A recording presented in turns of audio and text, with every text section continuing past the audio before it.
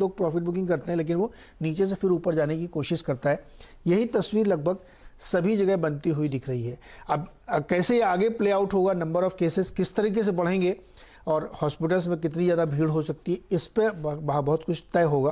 लेकिन अगर आप ग्लोबल क्यूज में देखेंगे तो मुझे लगता है अभी भी लोग इस बात को समझ रहे हैं और इसीलिए वैक्सीनेशन पर ज़्यादा फोकस है रादर देन कि आप रिस्ट्रिक्शंस वगैरह लगाएं। भारत में प्रिकॉशनरी हालांकि बहुत ज़्यादा रिस्ट्रिक्शंस जगह जगह पे लगाए जा रहे हैं, नाइट कर्फ्यूज लग रहे हैं, तो उसका असर यहाँ पे ज़रूर होगा।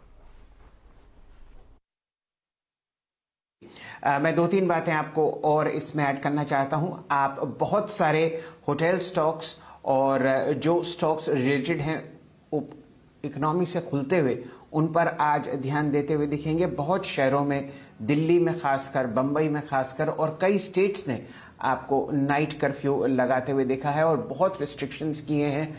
कितने लोग आपको रेस्टोरेंट में या सिनेमा घरों में जाते हुए दिख सकते हैं, ये ओमाइक्रॉन के चलते। ध्यान दीजिए, जो आखिरी महीना होता है साल का, लगभग 15% सालाना रेवेन्यू आपको होटल्स, रेस्टोरेंट्स का दिसंबर में आता हुआ दिखता है और लगभग 15% का 50% आखिरी हफ्ते।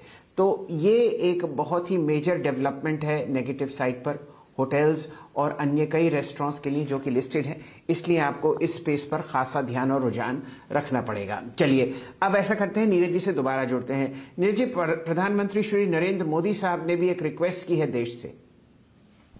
जी, ये एक बहुत ही प्लेजेंट सरप्राइज था सैटरडे को जब उन्होंने कहा कि हम एड्रेस करेंगे। तो 3 मुख्य बातें हैं जो उस पूरी स्पीच की खास निकल के आई हैं। पहली बात तो ये उन्होंने कही है कि 15 से 18 साल के जो बच्चे हैं उनको 3 जनवरी से वैक्सीनेशन उनका शुरू हो जाएगा।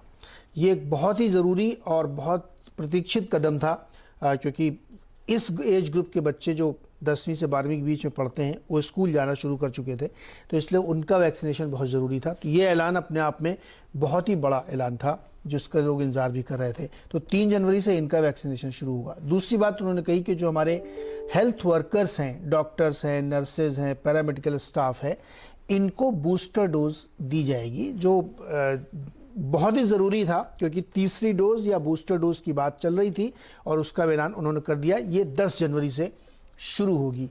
तीसरा बड़ा ऐलान उनका था कि जो 60 साल से ऊपर के लोग हैं, बुजुर्ग लोग हैं, और उनको अगर कोई कोमॉर्बिड कंडीशन है और डॉक्टर एडवाइस करता है कि आपको एक और डोज की ज़रूरत है सेफ्टी के लिए, तो उनको भी बूस्टर डोज दी जाएगी। तो ये 3 बातें बहुत ही महत्वपूर्ण ऐलान किए गए। इसके साथ ही उन्होंने जो जनरल चीज़ें कही कि हमें मास्क लगाना चाहिए, अफवाहों पर ध्यान न दें, और प्रिपेयर्डनेस उन्होंने बताई कि देश में इस वक्त 5 लाख बेड ऐसे हैं जो ऑक्सीजन युक्त हैं, उनकी तैयारी है।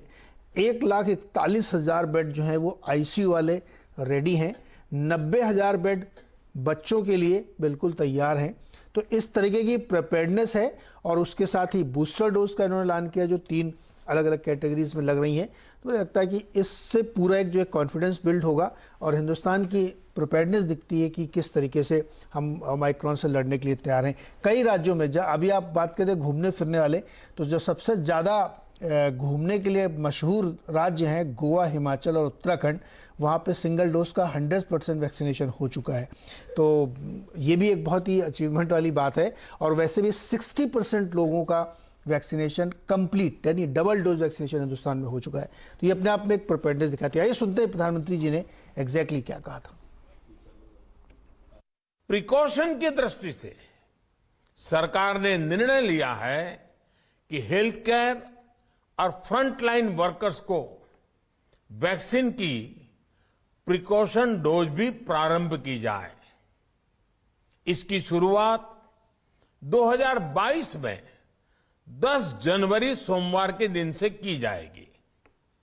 साथियों, कोरोना वैक्सीन का अब तक का यह भी अनुभव है कि जो अधिक आयु वाले हैं और पहले से ही किसी न किसी गंभीर बीमारी से पीड़ित है, उन्हें प्रिकॉशन लेना सलाह योग्य है। इसको ध्यान में रखते हुए 60 वर्ष से ऊपर की आयु के कोमॉर्बिडिटी वाले नागरिकों को उनके डॉक्टर की सलाह पर वैक्सीन की प्रिकॉशन डोज का विकल्प उनके लिए उपलब्ध होगा। ये भी 10 जनवरी से प्रारंभ होगा। साथियों, 15 साल से 18 साल की आयु के बीच के जो बच्चे हैं, अब उनके लिए देश में वैक्सीनेशन प्रारंभ होगा। 2022 में